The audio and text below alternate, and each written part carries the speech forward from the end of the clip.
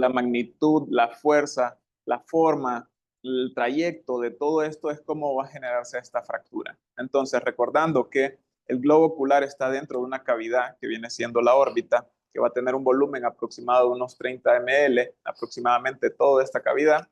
Este pues no se puede desplazar a ningún otro lugar, nada más que hacia atrás, pues porque está en algo fijo. Entonces la energía se tiene que transmitir hacia algún lugar. Dependiendo cómo fue el impacto, el trauma, es para dónde va a generarse esta energía. Entonces, si estamos hablando de fracturas de piso, la energía, imaginemos un balón, este golpe de acá, la energía se va a transmitir para hacia algún lugar, hacia atrás o hacia arriba, hacia abajo. Pero en este efecto así lineal, la energía se va a pasar y va a ir hacia la parte inferior. Entonces, ¿por qué tenemos el beneficio de que las fracturas no sean tan comunes? Por la forma de la cara y por los reflejos natos que tenemos como humanos. Las primeras cosas cuando algo se acerca es cerrar los ojos y hacer ciertos movimientos. Entonces, usualmente los golpes no son directamente frontales, a menos de que pues, sea un impacto pues, ya mayor. Pero ¿qué pasa? Eh, Pelotas como de tenis, de golf, o pues un golpe directo o algo por el estilo, pues nadie se lo está esperando. Entonces, estos sí pueden pasarse de la regla. Entonces, van a ser causados por impactos de objetos de alrededor de más de 5 centímetros. ¿Qué pasa? Si son menores a estos, pues van a generar algo como penetrante, perforante, porque es algo más pequeño y esto pues sí puede generar el impacto. Versus, entre más grande es, pues toda la forma va a ir directamente y la energía se va a transmitir. Entonces, objetos más pequeños a 5 centímetros se van a asociar más a perforaciones o a traumas abiertos. No es que no pueda pasar con algo de 4 centímetros, pero se asocia. Y pues el globo va a transmitir la fuerza de un lugar a otro. Es decir, pasa y de manera lineal va a ir hacia uno de los lugares. Usualmente va a ser en la parte inferior. Y acá pues era la pregunta que con cuál puede coexistir si estamos hablando de fracturas de piso con la pared medial. De esto quiero que recordemos un poco de la anatomía, que van a ser pues todos estos huesos. Todos estos huesos nos van a generar pues una estructura en la cual vamos a tener 4 paredes y vamos a encontrar un cono. Recordando entonces la pared superior o techo, pared inferior, piso, medial y lateral. Estos son los huesos que van a conformar todo esto. Y aquí se miraría una imagen con una transposición de cómo se observan los músculos y de cómo se observan los huesos. ¿Por qué esta transposición o por qué les hago esta imagen? Si se fijan, ups, se trabó. Si se fijan acá todos estos músculos, pues van a tener cierta relación por donde van a estar las estructuras o las suturas o donde van las paredes. Entonces, si estamos hablando de la fractura del piso, entonces si se fractura acá, el músculo más afectado va a ser el recto inferior. Entonces este puede quedar en la parte inferior y puede estar atrapado. Entonces, dependiendo dónde es la localización de la fractura, cuál es el músculo que puede ser afectado y en base a eso la diplopia que el paciente pueda llegar a desarrollar. Entonces, nuevamente, 7 huesos, pregunta de examen, cuáles son y cuáles van a ser sus componentes, es decir, el techo va a ser el hueso frontal, que este nos va a hacer la división de la parte de órbita versus el cerebro. El hueso esfenoides, ponerlo acá con la imagen, el hueso esfenoides que va a participar en la formación de la pared lateral y vértice de la órbita. Como pueden observar, este ya está en la parte más del cono. El hueso etmoide va a estar en la parte contralateral y este va a contribuir a la pared medial y contiene la lámina papirácea, que es la más delgada y puede ser más susceptible a fracturas. Otra pregunta de examen. Y el hueso maxilar que viene siendo parte del piso de la órbita y contribuye a la pared medial. Entonces lo pueden observar en esta zona de acá. Es parte piso y parte medio. El hueso cigomático contralateral maxilar va a ser la parte lateral de la órbita.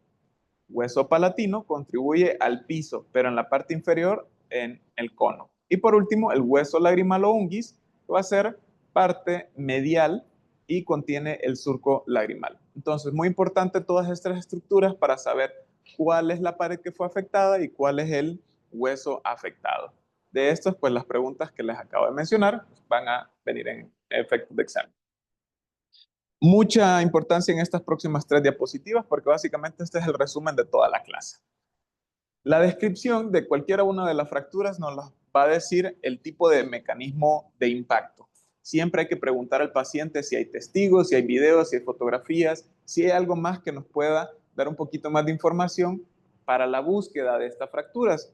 Al fin y al cabo, el diagnóstico va a ser clínico y va a ser orientado con una tomografía, pero desde la parte de la exploración nosotros podemos observar dónde fue a través de la anamnesis. Es decir, si el paciente tuvo una fractura de piso, pues lo más seguro es que haya sido un golpe frontal unilateral a través de una pelota, tenis, golf o lo que sea, y vamos pensando en esto.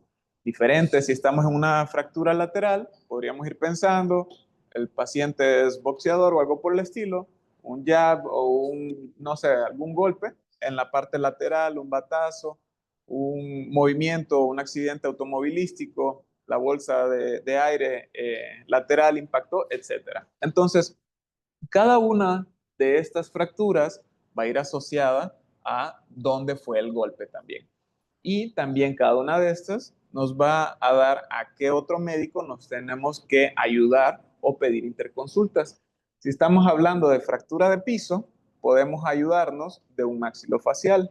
Si estamos hablando de fracturas laterales, podemos acompañarnos de un otorrino. Si es una fractura medial, también de un otorrino. Y si es fractura de techo, de un neurocirujano. ¿Ok? Como interconsultas básicas para descartar otras afectaciones. Recordando que estas fracturas pueden ser acompañadas de un politraumatismo, el paciente está hospitalizado y recordando pues las prioridades, vida, órgano y visión. Entonces, muy raro que el paciente solo vaya a llegar es que me fracturé únicamente acá, a menos de que haya sido un golpe directo, versus si es un politrauma. Y descartar afectaciones que pueden ir pues desde una fractura de base de cráneo que nos pueden generar otras alteraciones. En el cuadro clínico, en general puede ser muy variado, ¿no? Aquí hay un par de cosas que nos pueden encaminar a cada una de ellas, pero puede ser muy variado. Entonces, en las fracturas de piso vamos a encontrar diplopia, restricción de la mirada en la supraducción. A los pacientes, cuando lleguen, nosotros tenemos que explorarlos de manera dinámica, es decir, desde que llega el paciente, se sienta, cómo está, si está orientado o no, y cómo tiene su párpado. Antes de que le preguntemos qué pasó, pues ya lo vamos examinando, vamos observando qué es lo que le está pasando. Y en este caso, el paciente va a tener una restricción de la mirada en supraducción, que igual era una pregunta. Al paciente le decimos mira hacia arriba y vemos que un ojo sí lo puede hacer y el otro queda atrapado. ¿Por qué? El recto inferior pues está atrapado por la fractura de piso. Hubo una encarcelación y pues todo el tejido por gravedad y por atrapamiento pues está ahí abajo. Puede haber hipoestesia, es decir, si nosotros tocamos acá, puede haber, si es un impacto grande y todo, si va a haber un politrauma, pues sí le va a doler, pero en general si no, puede tener hipoestesia. Puede haber enfisema y un enoftalmos. Cada una de ellas nosotros tenemos que palpar y buscar crépitos para ver dónde está la fractura, con mucho cuidado y delicadeza, porque pues el paciente tiene dolor, pero sí tenemos que revisarlo. Si es una fractura lateral, igual puede haber una retracción palpebral, un enoftalmos y un hipoglobo. Más adelante les traigo unas imágenes de cómo tenemos que examinar, pero de antemano, pues tenemos que revisarlo en todas las posiciones, frontal, superior, inferior, para ver y tener la comparativa de un ojo versus el otro. Y si tenemos una fractura medial, podemos tener un telecanto traumático. Cuando estamos hablando de fracturas mediales, pensamos que fue un impacto directo al rostro. Entonces, esto nos va a generar pues, como un achatamiento, por así decirlo, y un aplanamiento del puente nasal. Entonces, esto va a generar pues que la cara se vea como más ancha. Y a su vez, por las estructuras que están asociadas, puede haber una lesión de la vía lagrimal. Entonces, este ya nos va diciendo golpe central, golpe lateral, golpe ya sea inferior, y si es de techo, es más asociado por traumas verticales, caídas o golpes directos de manera vertical, y va más asociado en niños. Obviamente puede estar en adultos también. o puede ir acompañado de proyectiles.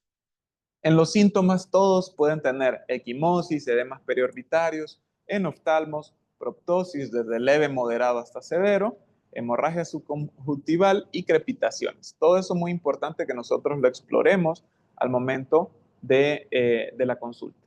Y en cuanto a diagnósticos diferenciales, a través de las imágenes vamos a encontrar fracturas de Lefort y van a comprometer la sutura frontonasal, frontomalar, pared lateral orbitaria, hendiduras esfenoidales y procesos pterigoideos. Si se asocia a fractura de arco cigomático, se denomina disfunción facial. Acá les traigo la imagen clásica de una fractura o la clasificación de Lefort, que esta también es pregunta de examen, en la cual cómo se clasifica y cómo se va a diferenciar cada una de ellas. En la parte horizontal, que es la tipo 1, vemos que la fractura es de una forma lineal, donde se va desde el septum nasal sobre los ápices dentarios hasta la apófisis pterigoide. Es decir, toda esta zona es la que se pierde. Si estamos hablando de la número 2, es piramidal, su nombre lo dice, y pues la fractura en lugar de ser de esta manera, va a buscar esta otra forma, ¿no? Y esta va a ser desde el puente nasal a través de los procesos maxilares, pared interna de la órbita y apófisis pterigoide.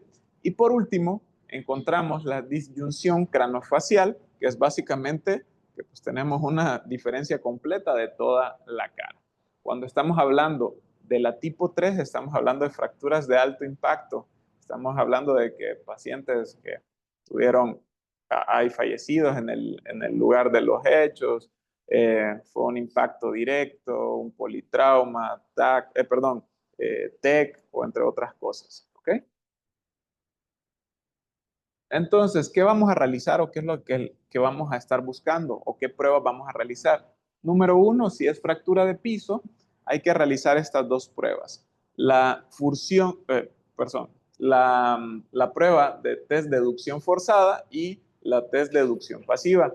En la forzada nosotros lo vamos a realizar a través de pinzas con mucha anestesia, diciéndole al paciente previamente qué es lo que vamos a hacer. Vamos a buscar y vamos a tratar de movilizar hacia todos los movimientos oculares para ver si hay algún tipo de atrapamiento de algún músculo. Y el otro es únicamente que el paciente nos ayude, sin nosotros hacer nada, solo guiándolos a través de un objeto. Le decimos, mira hacia acá, arriba, abajo y hacia todos los lados para ver si hay algún tipo de restricción unilateral y bilateral y siempre hacer la comparativa de los dos ojos para ver dónde hay restricción, si es que tenemos restricción. En las fracturas laterales lo que estamos buscando son crépitos. Vemos y palpamos si hay algún tipo de crépito o si está acompañado de algún enfisema. Al igual que la medial, pero en esto también hay que explorar muy bien la vía lagrimal para ver si hay un trauma asociado a este. Y en las fracturas de techo, pruebas de sensibilidad, tan sencillo como un hisopo, pasarlo para ver si hay hipoestesia o no. Y siempre palpar crépitos, buscar esa sensación pues como de tecla de piano, donde sentimos donde se pierde la irregularidad o la continuidad. Y en los estudios auxiliares, creo que hasta la sacaron la gran mayoría, creo que un par puso radiografía, pero sí es TAC. Pero cuando ustedes vayan a solicitar este estudio, tienen que ser específicos. Si ustedes ponen TAC de órbita, el radiólogo va a hacer lo que él quiera. ¿Qué pasa? Las tomografías pueden tener cortes desde 3 milímetros o más. Entonces, a veces son traumas tan pequeños que entre un corte de 3 milímetros al otro se pasó justo donde estaba la lesión y ya no se perdió el objetivo del estudio. Entonces, ustedes tienen que solicitar TAC de simple, de órbita, con senos paranasales en cortes axiales, coronales, sagitales de 1 milímetro, en los cortes de espesor con ventana ósea. Ustedes le especifican al radiólogo qué es lo que están buscando o cuál es la búsqueda o dónde se tienen que enfocar esto para que ustedes tengan más información. Si no, pues les va a mandar el corte que él quiera, de distancia que él quiera, entre otras cosas. Entonces, ustedes tienen que ser muy específicos al momento que soliciten estos estudios. Y el tratamiento en sí, pues va a depender pues, de la magnitud del evento. El frío nos va a ayudar mucho, frío local, analgésicos puede ser desde la vía oral si el paciente es de manera ambulatoria que se está manejando, o la manera IV si el paciente está hospitalizado por algún otro cuadro. La prednisona o los esteroides nos van a ayudar mucho al cuadro inflamatorio. Desde 0.5 miligramos podemos aumentar hasta 1 miligramo por kilo día, vía oral o IV dependiendo, y bajar progresivamente.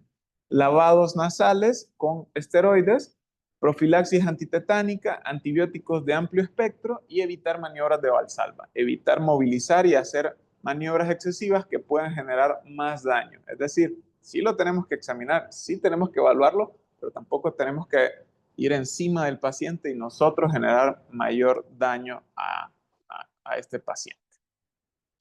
En cuanto a las consideraciones especiales, recordando que no existe un sí absoluto o un no absoluto, siempre va a haber contraindicaciones, pueden ser relativas o no.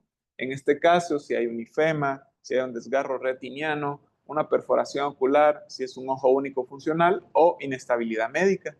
Si estamos hablando de un ifema, pues vemos, ya vimos la clase anterior, pues cuándo tenemos que meterlo a quirófano, si tiene que ser de manera inmediata, si lo podemos darle un poquito más de plazo o no. Si hay un desgarro retiniano que comprometa y tenemos que entrar de manera inmediata, si vamos a hacer una cirugía combinada, es decir, todo el trauma acompañando órbita y también retina, ¿o qué? ¿Por qué? El proceso de la retina, como sabemos, es un proceso pues casi inmediato. Desde el momento que se lastima, se daña la retina, estamos hablando de minutos donde ya se empieza a perder tejido nervioso. Versus un trauma de órbita podemos pasar hasta semanas sin que tenga una repercusión mayor. Entonces, si lo ponemos en balanza, ¿cuál tendría mayor prioridad? Estamos hablando de retina. En las perforaciones oculares estamos hablando justo del mismo tema, pues estamos dándole prioridad, pues primero a un órgano, a ver si podemos conservar algo de visión y qué más se puede realizar, versus algo que puede ser en un segundo tiempo quirúrgico. ¿Se puede realizar todo? Sí, sí se puede realizar todo, pero son cirugías muy largas, muy laboriosas, donde a veces el operar todo en un solo momento no le vamos a generar ningún beneficio a nuestro paciente, versus si lo hacemos en 2 tiempos quirúrgicos o más. Si es ojo único funcional, valorar si realmente es necesario o si podemos esperar tratamiento médico o si en un segundo tiempo. Y primordial, inestabilidad médica. Si no lo permiten, es decir, el paciente está con algún otro problema neurológico, está inestable hemodinámicamente, etcétera, no podemos meter a este paciente a quirófano porque pues la vida es primordial en estos casos. En cuanto al seguimiento va a ser a largo plazo. Al principio sí va a ser un poco más frecuente por todas las complicaciones que pueden estar pasando, pero este paciente sí lo tenemos que valorar por mucho tiempo. Entonces, ¿qué buscamos? Vigilancia de un síndrome compartimental, una hemorragia retrovulvar, celulitis orbitarias, ya sea por proceso infeccioso secundario al trauma o por algo más, o una neuropatía óptica secundaria. Entonces, aquí está otra tabla muy importante también, que igual es pregunta de examen. ¿Cuándo vamos a operarlo en una sola instancia o cuándo vamos a esperar alrededor de 1 a 2 semanas? Entonces, ¿cuáles van a ser los criterios o por qué vamos a entrar? Principalmente para liberar tejido, todo aquel tejido que esté atrapado, que esté, pues que no tenga toda la movilidad necesaria, pues hay que liberarlo. Y ya sea una reducción abierta de la fractura más fijación de mallas de titanio, ya sea en piso, pared lateral, medial o superior, con placas de polietileno poroso o injertos óseos. Puede ser uno o puede ser acompañado de todo esto. ¿Cuándo va a ser urgente? Cuando esté una neuropatía óptica traumática, fractura con reflejo oculocardíaco. ¿Alguien sabe qué es esto?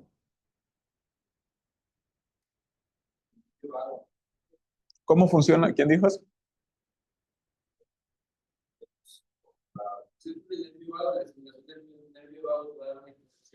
Ok, pero ¿cómo se estimula el nervio vago ahí? ¿Ah?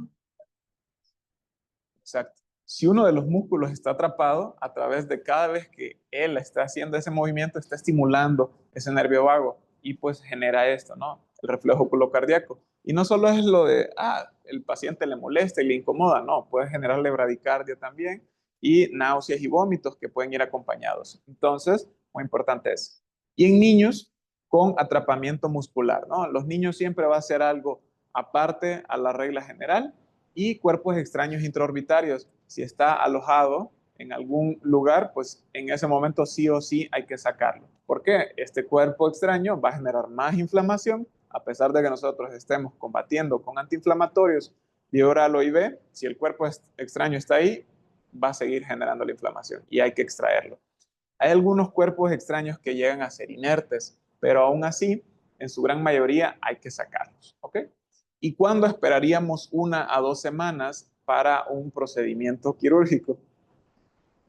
Estamos hablando de diplopia que no mejora, estamos hablando de noftalmos menor a 2 milímetros y atrapamientos musculares o hipoglobo mayor a 3 milímetros. Acá, desde el diagnóstico va a ser en la exploración inicial. El paciente llega y nosotros vamos observando al paciente qué es lo que está pasando, si es edema palpebral, si solamente es párpado, si realmente hay una fractura o qué. Vital en todo, la agudeza visual. Siempre va a ser un marcador para ver si es un trauma con algo más, pues sacar las escalas de OTS, ya sabemos, ya tuvimos esa clase. Signos perioculares, equimosis, enfisemas, edemas, entre otras cosas. Y si hay anestesia, ya sea infraorbitaria, supraorbitaria, hay que buscar en párpados inferiores, mejillas, labios y encías superiores. En teoría, nosotros deberíamos revisar a nuestro paciente hasta en la boca para ver si hay un sangrado. Deberíamos revisar sus orejas y su oído para ver si hay un sangrado, si hay líquido cefalorraquídeo saliendo, al igual que la nariz, si hay epistaxis, si hay líquido cefalorraquídeo saliendo por su nariz. En teoría deberíamos hacer todas estas evaluaciones para observar si nos da más sospecha de alguna otra fractura o si también lo tenemos que derivar a otro servicio. Si es cierto que nosotros no vamos a reparar el oído, la oreja, etcétera, pero sí tenemos que revisar para ver si no hay líquido cefalorraquídeo o algo más, ¿ok? Diplopia puede ser por una restricción por el edema propiamente y una hemorragia, el cual va a ser transitorio y no necesariamente por un atrapamiento muscular. O si propiamente sí es porque el músculo está atrapado en algún sector o si es una lesión muscular directa. Todas estas pueden ser causas de diplopia. Unas van a ser transitorias y otras van a ser permanentes hasta que nosotros resolvamos la causa específica de esto. ¿Y el enoftalmos? ¿Alguien sabe qué es? Exactamente. Va a aparecer días después y puede progresar hasta 6 meses. Es decir, a veces no es en el momento inmediato que vamos a observar el enoftalmo, puede pasar hasta días después. Por eso el seguimiento, que no solamente es, lo vi y ya lo despaché, sino es todo el tiempo que vamos evolucionando, hay que observar cómo va, ya sea igual, mejor o peor. Y lesiones oculares asociadas que van a ser descartar desde unifema, transección angular, diálisis retiniana y todo el componente de trauma que hemos hablado en clases previas. Entonces, en la primera fotografía, como pueden observar acá, encuentran pues que está todo edematizado el párpado, encuentran un hematoma en toda esta zona, encuentran pues una quemosis muy marcada, 360 grados, pero hasta cierto punto en macro observamos que el globo ocular está íntegro, ¿no? Decimos íntegro porque pues hay que explorarlo a mayor detalle. Pero pues desde acá ya vamos nosotros observando qué tanto edema palpebral tiene. ¿Es unilateral o es bilateral? ¿Cómo fue el impacto? Si es una zona, por ejemplo, la lateral, que tiene una lesión acá, estamos pensando que el trauma fue más lateralizado. Si hay un corte en la parte inferior, si fue pues de esta forma, si es superior o si fue medial, si hay una lesión también acompañada en la parte de la nariz o de vía lagrimal. Y como pueden observar en la segunda imagen, la comparativa, ya en este caso nosotros observamos y hacemos una imagen en espejo y hacemos la comparación. Entonces, como pueden observar acá, hay un edema difuso de toda esta zona periorbitaria. Encontramos también una laceración acá en el párpado inferior y pueden observar que esta pupila está dilatada, lo cual nos está hablando de alto impacto. ¿Esto cómo se llama? Entre una pupila y la otra. Anisocoria, ok, perfecto. Entonces, hacemos la comparativa y podemos observar que este globo ocular versus el otro está en la misma dirección, en la misma lineamiento, ¿sí? ¿No? ¿Y hacia dónde le estamos solicitando al paciente que observe? Hacia arriba. Entonces, acá, ¿ustedes qué sospecharían al tener esta imagen? ¿Atrapamiento del músculo?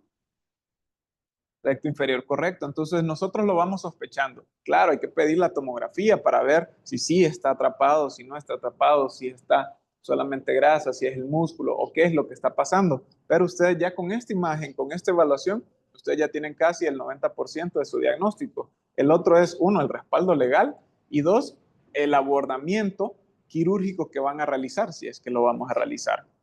Y por último, una fotografía superior. En esta, como pueden observar, está completamente al revés. Igual hacemos la parte de la comparativa entre un ojo y el otro. ¿Alguien me podría decir qué puede encontrar entre este ojo y el otro en esta comparación? En oftalmos, correcto. Entonces, si nosotros a veces vemos hacia el paciente de manera frontal, puede que se disimule un poco, pero si nosotros hacemos ciertas posiciones, ya sea inferior, superior, esa comparativa, esas imágenes nos van a ayudar para ver si hay un enoftalmos. No estamos haciendo mediciones grandes o algo por el estilo, utilizando equipos aparatosos, no, simplemente es hacia abajo, hacia arriba, o nosotros lo buscamos teniendo el paciente, si es que está encamado, ok. Entonces, todas estas son las maniobras que tenemos que realizar para explorar a nuestro paciente. Estudios complementarios, la prueba de deducción forzada, como les había mencionado anteriormente, con mucha anestesia, si es que se permite, o sedación, para movilizar todos los músculos y ver si hay algún tipo de atrapamiento, ya sea forzada o que nosotros se la solicitamos.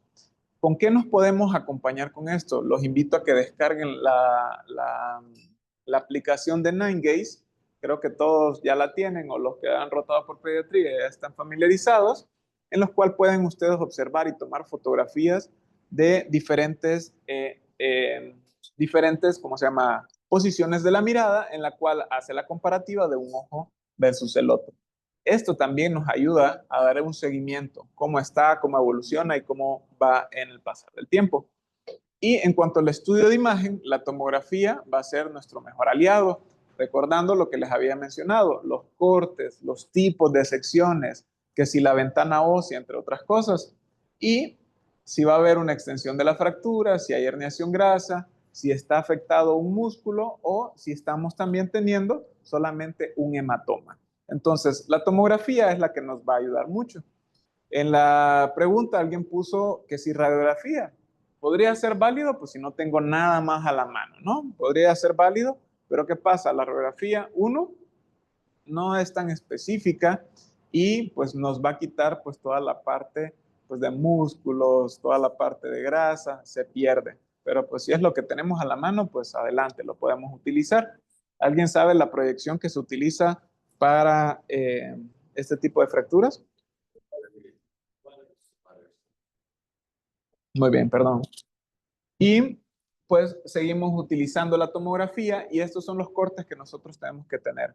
Así como nosotros evaluamos al paciente frontal, superior, inferior, más o menos así es como van siendo estos cortes. Nos van dando la forma coronal, sagital y axial.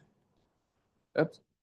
Y acá, como pueden observar, nos delimita muy bien cómo va el hueso y acá dónde está la herniación, si es un músculo, si es grasa o qué es lo que está pasando. Acá era la pregunta, ¿qué tipo de radiografía? La de Waters, y aquí está el signo clínico que se llama signo de lágrima, que representa el prolapso del tejido orbitario blando hacia el antro maxilar a través del suelo orbitario. Muy importante acá en los niños. Los niños, sus huesos pueden llegar a ser muy maleables y nos pueden tener algo que se llama trampilla ósea, es decir, una fractura que hace este movimiento y por ese momento sale, se atrapa y después se vuelve a cerrar. Entonces, a través de las imágenes podríamos decir, no, pues si está cerrado, pero ahí, en ese pedacito, es donde está atrapado. Y es cuando le decimos al paciente, mira hacia arriba, que le molesta, puede darle bradicardia, náuseas o vómitos, y pues muy importante eso. En cuanto al tratamiento quirúrgico, se divide en dos partes, si va a ser quirúrgico o no, y si va a ser de manera inmediata o no. El objetivo en sí va a ser evitar la diplopia permanente en oftalmos, ya sea si es por algo estético o no. Y por último, ¿cuándo no van a requerir cirugía? Son fracturas pequeñas, sin herniación o fracturas menos del 50% del suelo, sin enoftalmos y con una diplopia que va en mejoría. Si es así, podríamos contemplar no operar a este paciente y darle vigilancia y seguimiento y ver si tiene una buena evolución. Y en las que sí van a requerir fracturas mayores del 50%, herniación significativa de tejidos, enoftalmos que vaya progresando y una diplopia que no tenga mejoría y que en lugar de eso vaya empeorando, o un atrapamiento confirmado con estudios de imágenes. Y acá pueden observar cuáles serían las indicaciones de cirugía precoz. Cuando decimos precoz estamos hablando de menos de 2 semanas. Acá una imagen esquemática de cómo se puede observar esa herniación hacia el piso y si está atrapamiento del contenido orbitario, si está confirmado o no, si ya ha ido mejorando, si hay un enoftalmos mayor a 2 milímetros, que igual sería pregunta, y la diplopia persistente significativa en posición primaria, y una demora de la cirugía nos puede generar un peor pronóstico porque puede generar una fibrosis secundaria. Es decir, sí tenemos que dar un seguimiento, pero tenemos que ver en qué punto hay que operarlo y en qué punto no. Si nosotros solo estamos dándole seguimiento, pero no estamos indicando una cirugía aún cuando lo necesite, el pronóstico va a ser peor porque ya todo ese tejido está generando una cicatriz o una fibrosis y es operar ante no solo el trauma, sino ahora la fibrosis que se generó post todo el tiempo que pasó. Y las fracturas con el ojo blanco, que era lo que mencionábamos acá, cómo está la afectación del nervio vago y por qué va a ser más común en niños, ¿no? Pacientes menores de 18 años, poca lesión externa y exploración clínica se puede subestimar. Pues los niños son niños, todavía es más complejo la exploración y pues hacer toda la evaluación minuciosa que amerita puede a veces quedar uno corto hacia nuestro paciente. Entonces, por eso podemos quedar cortos. Primordial, o sea, todos ocupan la tomografía, pero un niño todavía más primordial que lo tengamos, porque esta nos va a dar más información todavía. Y el defecto de trampilla ósea por elasticidad del hueso joven, así como hay fracturas en tallo verde donde son muy maleables los componentes óseos, igual acá en la órbita puede generar ese tipo de efecto donde se hace esa como trampilla, salen las estructuras y se vuelve a cerrar, pero se está generando este atrapamiento. Y en cuanto a los síntomas, puede ir acompañado de náuseas, vómitos y cefalea, en especial si el paciente lo ponemos a hacer ciertos movimientos, ¿no? Mira hacia arriba y tiene el atrapamiento, pues ahí es cuando el niño se va a estimular y puede generar más estas molestias. ¿Por qué? La activación persistente del reflejo oculocardíaco y le puede dar desde una bradicardia hasta un malestar general. En algunos casos puede ser asintomático también. Y el enoftalmos precoz significativo, que esta va a ser pues desde estético o funcional. ¿Y cómo vamos a evaluar la diplopia? Porque a veces es fácil decir, ah, doctor, tiene diplopia, pero ¿para dónde? ¿Cómo? ¿Es uni, bilateral o qué? Entonces, hay que identificar la dirección de la mirada en la que empeora la diplopia. Entonces, unilateral y con los dos ojos. ¿Para qué? Saber cuál es el ojo afectado y si mejora o no. Entonces, si hay fractura del piso de la órbita, la diplopia vertical va a empeorar al mirar hacia arriba. Un ojo está acá, el otro sube. Entonces el paciente, no me molesta o me molesta poco, mira hacia arriba, doc, veo doble, porque uno está en una posición y otro no. Si hay una fractura de la pared medial, si es una diplopia horizontal, puede estar comprometido el recto medial. Y la diplopia en etapa aguda no implica necesariamente atrapamiento de tejido. A veces puede ser el mismo edema, la inflamación, todo el cuadro contuso que está generando, que puede generar esto. Por eso, nuevamente, el seguimiento de estos pacientes para ver si sí es atrapamiento o si solo es un proceso inflamatorio.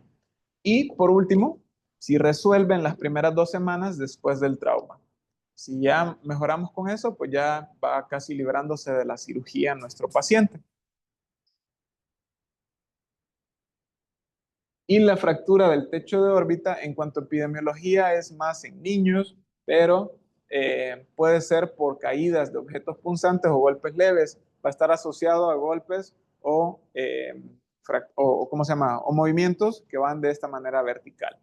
Y en adultos se asocia a traumatismos graves craneofaciales. Ya en adultos estamos hablando de politraumas, accidentes viales, entre otras cosas que les puede estar pasando. Hay que hacer diferenciaciones, hay que ser muy exquisitos cuando nosotros evaluamos. A veces podemos observar esto y estar alarmados ante una fractura orbitaria, entre otras cosas, y pues solo es un edema de un párpado. Simple y vulgar edema de párpado. Un ojo morado, como diría hasta, no sé, quién sea. Versus, tenemos todo el otro cuadro contralateral. Acá alguien puede describirme esta imagen, ¿no? Una persona.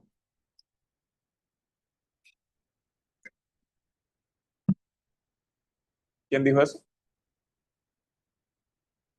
¿Qué dijo, doctor? Perfecto. ¿Y cuál sería la triada de esto?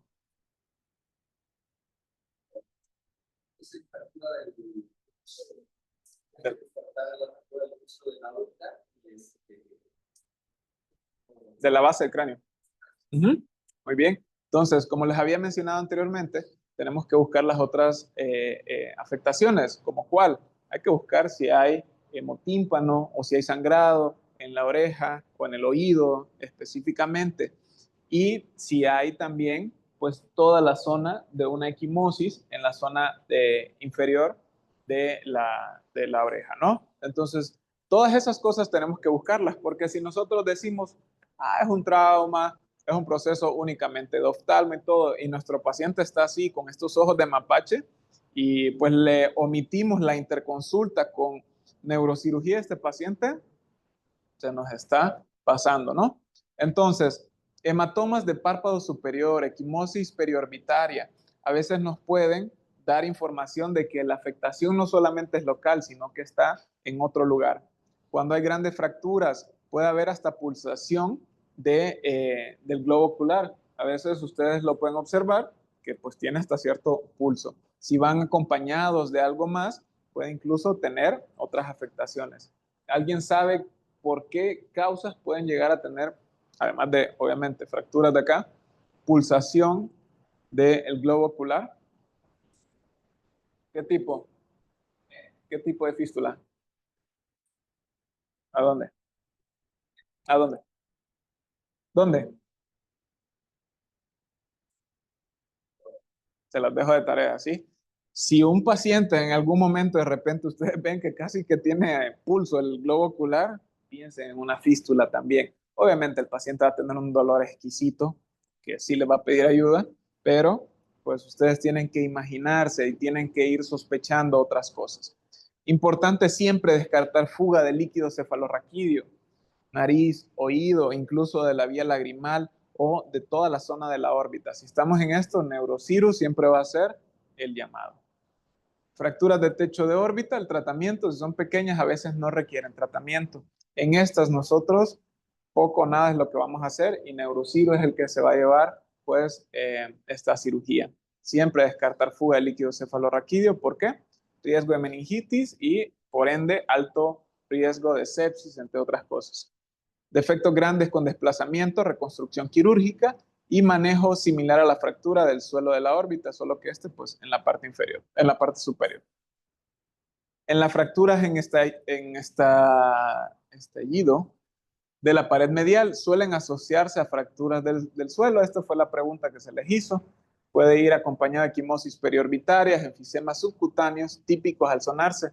Si ustedes le piden al paciente que no deberíamos solicitar valsalvas y esto todo, pero si el paciente de la nada suena su nariz, incluso puede haber una ligera acúmulo de aire y pues pueden ver así como se infla esa zona. ¿Ok? Entonces, limitación de la aducción, atrapamiento del recto medial y siempre el diagnóstico nos va a apoyar la tomografía. El tratamiento es liberar tejido encarcelado y reparar el defecto óseo. Y vamos a encontrar la fractura de la pared lateral. Muy raras, aunque la pared lateral es la más resistente. ¿Por qué? Por su grosor y por la forma. Cuando vamos teniendo un golpe acá, es raro que estemos así de lleno y pum, el golpe sea. Siempre lateralizamos, movilizamos, como cuando están haciendo box, sparring o algo. Los golpes no son directos, sino que van como lateralizados y esto solo es un pequeño como desplazamiento y el grosor. Al fin y al cabo, eso es lo que lo genera el mayor impacto y generalmente asociada a trauma facial grave. Si es una fractura de la pared lateral, sí estamos hablando que fue de alto impacto. Y evaluar siempre lesiones óseas craneofaciales asociadas, como cualquier otra. En cuanto a las conclusiones, siempre la observación y la evaluación tiene que ser dinámica desde cómo entra el paciente, si fue una interconsulta por otro servicio y si ya tenemos estudios de imagen o si nosotros los vamos a solicitar. A veces no solamente la tomografía es la que nos va a dar información, sí nos podemos apoyar de otros estudios de imagen como la resonancia magnética para ver más allá, una reconstrucción ósea 3D nos puede ayudar incluso a ver fracturas muy pequeñas que a veces son no lineales, sino que fracturas con múltiples pedazos, los cuales no están alineados, que sí van a requerir cirugía. Porque a veces no solo es el tamaño o el diámetro, sino la cantidad de fracturas o pedazos que están ahí. Si están generando mucha inflamación o no, y si van a requerir un tipo de malla, injertos óseos o algo más. Y la reparación quirúrgica temprana en menor a 2 semanas, si hay atrapamiento, diplopia persistente o en oftalmos, y los criterios que habíamos mencionado previamente.